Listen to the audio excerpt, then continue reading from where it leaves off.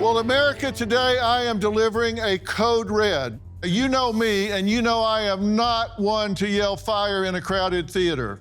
You're about to learn the truth about a genuine, ongoing national emergency. I believe the single greatest threat to the American way of life and our standing on the world stage.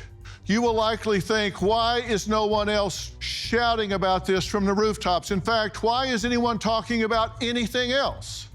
I'm talking about America's public education system. If you were expecting something more dramatic like spies in our midst, hang on to your hat. I'm talking about an elementary and secondary education system which is in full catastrophic collapse. Not coming soon, right now. Once the envy of the world, our schools are failing at every level. Now, you're out of school, so why should you care?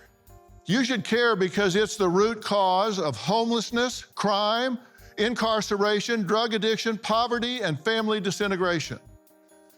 The empirical evidence is very clear. I'm stating absolute fact, yet no one, not even our leaders, is seriously addressing the silent rot that's eating away at the very foundation of our country. Let this sink in.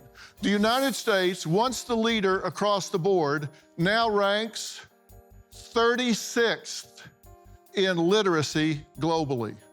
That means 35 countries rank above us. Why should you care if others can't read? Well, consider this. 70% of prison inmates cannot read above a fourth grade level. 85% of juveniles in the court system are illiterate. 43% of adults with the lowest levels of literacy live in poverty. 75% of welfare recipients struggle with even basic literacy. Our education system is imploding right now. It's getting worse, not better. 1 in 4 children can't read at even the basic level. Math scores have plummeted to historic lows. Almost 320,000 teaching positions sit vacant or are filled with uncertified teachers, with just 12% of all teachers saying they're satisfied with their jobs and almost half planning to quit soon. And if all that isn't enough, in Arizona, they've had to recruit parents to babysit teacherless classrooms. All of this adds up to an entire generation of American children left behind, while nations like Singapore and China surge ahead. And here's the most infuriating part. We're spending nearly $20,000 per student annually, more than almost any other nation. Yet we're watching our children's future, America's future, slip away. A nation that fails to educate its citizens cannot thrive, cannot lead, and will not endure. And hear me, this problem is not with the teachers themselves. Teachers, by and large, are dedicated and caring men and women who certainly are not in it for the money. So what is the problem? Well, tonight, we're not just exposing a crisis. I believe we're confronting the very issue that will determine whether America rises or falls. The clock isn't ticking, it's running out. And our leaders on this are in a race to the bottom. I intend this to be a wake-up call. Now, Samantha was a teacher, something she says ran in her blood, but today she says she will never step foot in a classroom again. I always wanted to be a teacher. My mom was a teacher, my grandma, my uncle, but I will never go back. I don't ever want to be a teacher again. I started teaching in 2016.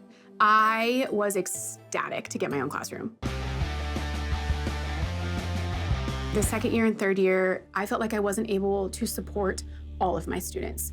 I would get students who would come to me in first grade who didn't know their letters, who didn't know their numbers. I felt leaving deflated every single day. Like, did anything get accomplished? Did anybody learn anything?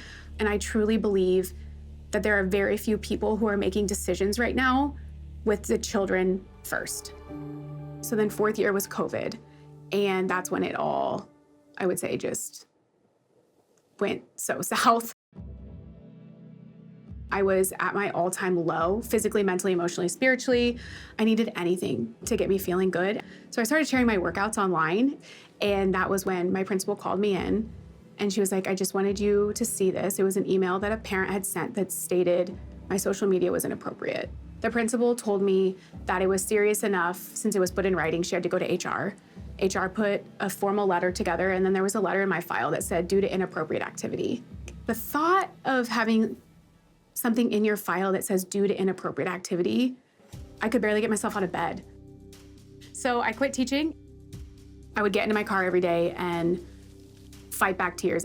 I can remember sitting in my car feeling like I failed the students, just feeling like I failed. How does it make you feel knowing that you'll never teach children again? Because that was something you really wanted. It's all I ever wanted, to be a teacher. It's like there was no plan B. The thought to know that I'll never step foot in a classroom again is the most freeing feeling in the whole world. Although teaching is my passion, it runs in my blood. I love the students. I will miss them, I miss the relationships, but knowing I don't have to be in the classroom, it's like 1,000,000 pounds off my chest. Because you say the environment was toxic. What made it so toxic? The toxicity came from unrealistic expectations that teachers are supposed to be there an hour and a half before contract hours. We're supposed to get it all done. The toxicity of just truly having to do everything. And if you didn't complete it, it's as if you failed. I said we are in a national emergency. Do you agree with that? I do. I use my social media to help teachers feel good in their skin. I talk to teachers all day, every day for the last 2 years, and I have never spoken to a happy teacher. They all went out. They all feel stuck. We're just not happy. Well, someone with the same education that you have in any other profession makes about 25% more than teachers make. We're not paying teachers enough.